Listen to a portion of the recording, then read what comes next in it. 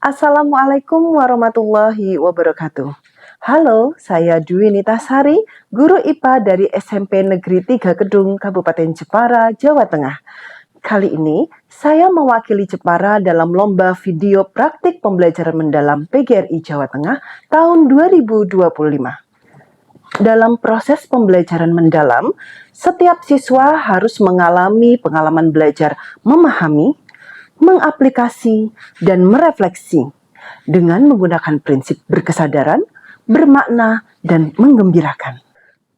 Melalui materi zat aditif pada makanan, tujuan pembelajaran kali ini adalah siswa mampu mengidentifikasi zat aditif pada makanan sehingga mereka dapat mengambil sikap yang bijak dalam mengkonsumsinya.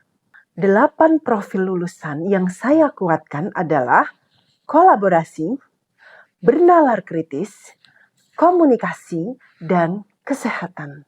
Yuk, simak praktik pembelajaran mendalam yang saya lakukan berikut ini. Assalamualaikum warahmatullahi wabarakatuh.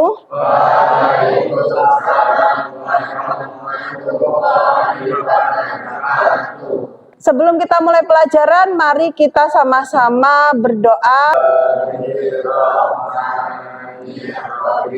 Mengabsen kalian satu persatu. Dan di sini sehat semua? Alhamdulillah. Ada yang kita lebih fokus lagi. Saya ingatkan kesepakatan belajar kita. Sebelumnya saya ingin tahu dulu kalian seberapa jauh mengingat materi sebelumnya. Kemarin kalian sudah belajar tentang zat makanan. Nah, apa saja coba yang masih ingat? 1, karbohidrat. 2, protein. Nah, terus kalau misalnya tubuh kita tidak kemasukan itu, apa yang terjadi di tubuhmu? Lemah. Kalau tubuh jadi lemah, terus gimana akhirnya? Sakit. Mau seperti itu? Tidak. Nah, maka hari ini kita akan belajar sebenarnya zat apa sih yang mengganggu sistem kekebalan tubuh kita, sehingga nutrisi-nutrisi yang penting tadi yang seharusnya masuk itu jadi tidak bisa masuk atau tidak bisa optimal. Apa tujuan belajarmu hari ini? Ini kalian nanti akan menentukan jenis zat aditif. Sering melihat gambar seperti ini, kejadian seperti ini kan? Sering. Pernah ada di posisi seperti ini enggak? Pernah lah. Jajan di mana?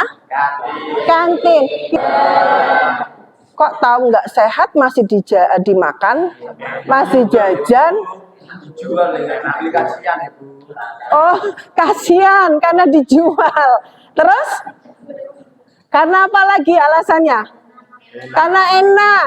Maka itulah kenapa kita harus belajar ini tentang apa tadi?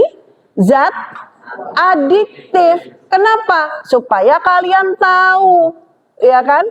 Apa sih sebenarnya zat aditif? Apa sih dampaknya, bahayanya bagi saya? Nanti kalian akan belajar secara berkelompok, secara diskusi, presentasi seperti biasanya, lalu nanti juga ada wawancara.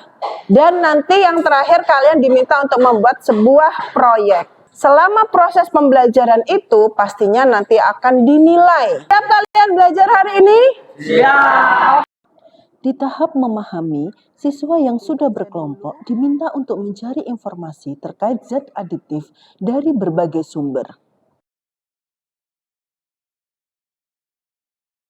Lalu mereka menuliskan hasil pemahamannya dalam peta konsep melalui kegiatan diskusi. Teman-teman, zat adiktif pada makanan adalah zat yang ditambahkan pada makanan. Contohnya pemanis, alami, gula. Terjadi juga proses tanya jawab di sini. Yang bukan merupakan zat aditif yang mana? Kafein. Oke, lanjut ya. Di tahap mengaplikasi, siswa diminta mengidentifikasi zat aditif dalam makanan kemasan favorit mereka. Sudah halal. Berarti kalau menurut kelompokmu ini layak tidak untuk dikonsumsi dari hasil-hasilnya itu? Siswa juga mengobservasi zat adiktif di jajanan kantin favorit mereka melalui wawancara dengan pedagang. Pada aplikasi berikutnya, siswa mencoba mencari tahu ada tidaknya kandungan boraks dan pewarna buatan dari jajanan yang sering mereka konsumsi melalui praktikum sederhana. Dari praktik ini, akhirnya mereka bisa membuktikan adanya beberapa zat adiktif berbahaya pada jajanan yang sering mereka konsumsi. Selanjutnya, guru mengajak mereka mendata zat aditif yang sering ditemukan Ketika ada produk jajanan mereka. makanan paling banyak pemanisnya, coba lihat apa efeknya kalau menggunakan pengawet. Coba kanker. Sekarang yang ketiga terbesar, perasa. Apa efeknya menggunakan perasa? Jadi ketika kalian sudah tahu bahwa makanan yang saya makan setiap hari ternyata banyak mengandung pemanis, banyak mengandung pengawet, banyak mengandung perasa, padahal pemanis bisa menyebabkan apa tadi namanya? Penyakit gula diabetes, pengawet dan perasa bisa menyebabkan timbulnya kanker, penyakit kanker. Kamu merasa takut tidak di dalam tubuhmu akan terjadi hal yang demikian? Apa yang akan kamu lakukan? Mengurangi. Bisa mengurangi? Bisa. Cara lain supaya kamu masih bisa tetap makan makanan yang enak, tetapi efeknya tidak seperti itu tadi. Kira-kira apa ya? Dikasih es batu. Artinya mengganti bahan kimia buatan dengan bahan alami yang fungsinya sama. Sekarang karena kalian sudah tahu seperti ini, ada nggak yang ingin kalian rubah dalam pola konsumsi kalian? Ada. Kira-kira kalian punya tips tidak untuk diberikan ke yang lain? Kan kalian membuat kampanye. Di tahap merefleksi ini, siswa diminta berpikir bagaimana mereka bisa membagikan pengalaman belajar melalui karya kampanye untuk mengajak orang lain sadar akan kandungan zat adiktif pada jajanan sehari-hari. Saya akan mempresentasikan dari kelompok kami cara mendeteksi zat adiktif pada makanan. Ini ada scan QR dan link cara bagaimana mendeteksi makanan dari zat adiktif dan boraks dan warna makanan. Kalau yang alami sehat nggak? Sehat dong. Boleh digunakan nggak? Boleh. Kalau yang buatan? Boleh, tapi? Nah, masalahnya bagaimana dengan konsumsi harian kalian selama ini, sebelum belajar ini? Konsumsi zat aditifmu?